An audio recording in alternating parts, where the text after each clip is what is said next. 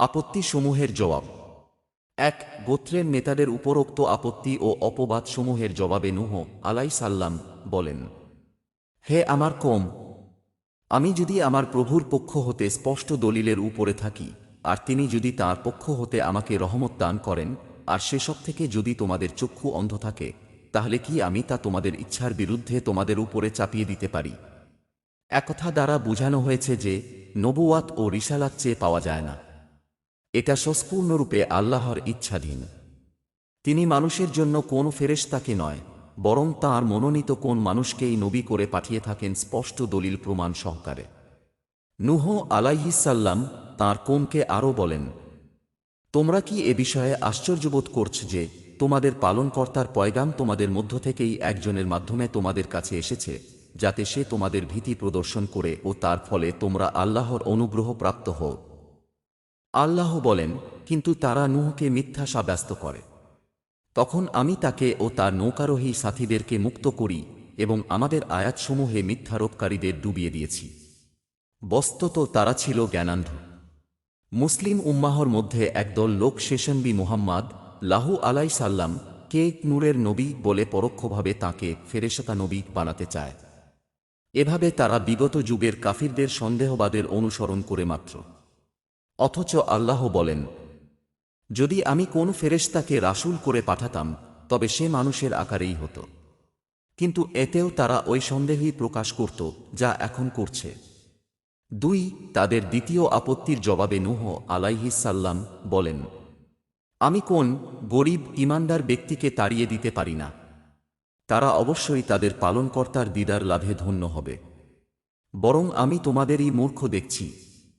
হে আমার কওম, আমি যদি ওইসব লোকদের তাড়িয়ে দেই, তাহলে কে আমাকে আল্লাহর পাকড়াও থেকে রক্ষা করবে? তোমরা কি উপদেশ গ্রহণ করবে না? তিন, তৃতীয় আপত্তির জবাবে তিনি বলেন, তোমাদের দৃষ্টিতে যারা দিনহীন অবাঞ্ছিত ব্যক্তি, তাদেরকে আল্লাহ কোনরূপ কল্যাণ দান করবেন না। তাদের মনের কথা আল্লাহ ভালো করেই জানেন।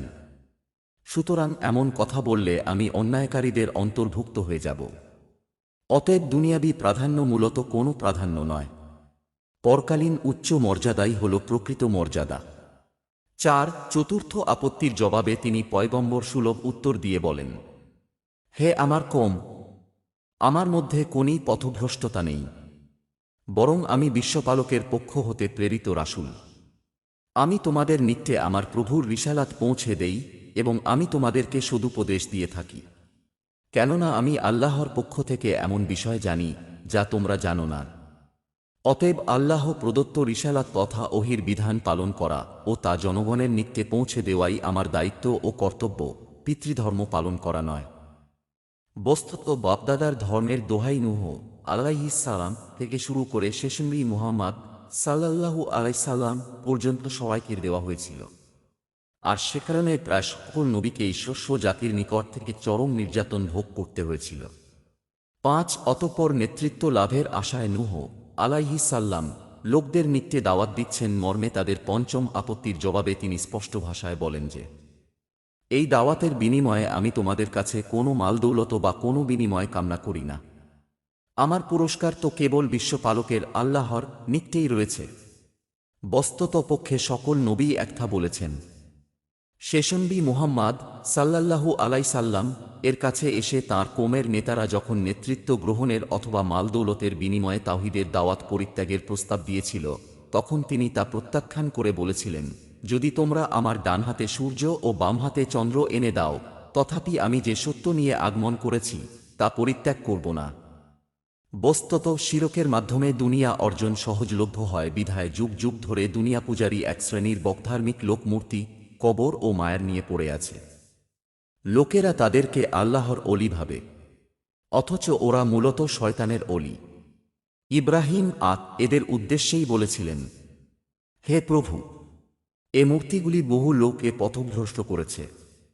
এক্ষণে যারা আমার অনুগামী হয়েছে কেবল তারাই আমার দলভুক্ত। আর যারা আমার অবাধ্যতা করেছে তাদের ব্যাপারে আপনিই সবকিছু, নিশ্চয়ই আপনি ক্ষমাশীল ও দয়াবান। নিঃসন্দেহে যারা শেষনবী মুহাম্মদ সাল্লাল্লাহু আলাইহি সাল্লাম এর সত্যিকারের অনুসারী হবে, কেবল তারাই আখেরাতে মুক্তি পাবে। যেহেতু শিরকপন্থীদের জন্য আল্লাহ জান্নাতকে হারাম করেছেন, সেহেতু শিরকের মাধ্যমে দুনিয়া অর্জনকারী লোকেরা এবং মুশরিক ব্যক্তিরা মুখে আল্লাহকে স্বীকার করলেও ওরা চিরস্থায়ীভাবে জাহান্নামের অধিবাসী হবে। অতএব হে মানুষ, শিরক হতে সাবধান হও।